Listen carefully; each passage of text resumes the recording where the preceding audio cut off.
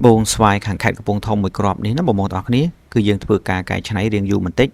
ដោយសារតែត្បូងគ្រាប់ធំហើយទឹកពិសេសអញ្ចឹងយើងត្រូវធ្វើការឈូសឆរហើយកែច្នៃហ្នឹងគឺរៀងព្រឹកព្រៀងសូម្បីតែយើងយកមកធ្វើការបិទចូលមុនឡើងថាសច្នៃហ្នឹងក៏បិទរៀងយូរដែរដោយសារត្បូងគ្រាប់ធំអត់សូវក្តៅ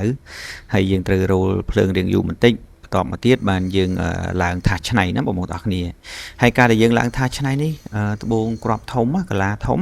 ដូច្នេះហើយការយូរពលឺតាមក្រឡាត្បូងគឺរៀងពិបាកគឺយើងច្នៃ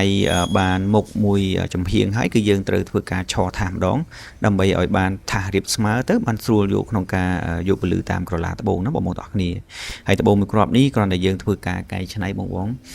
សរុបទៅប្រហែលជា5ថ្ងៃបានយើងធ្វើការកែច្នៃរួចហើយត្បូងនេះបន្ទាប់ពីយើងធ្វើការកែច្នៃរួចគឺស្អាតបងប្អូនទាំងអស់គ្នាគ្រាន់តែដោះចេញពីជោមកភ្លាមមកក៏យើងដឹងដែរថាទឹក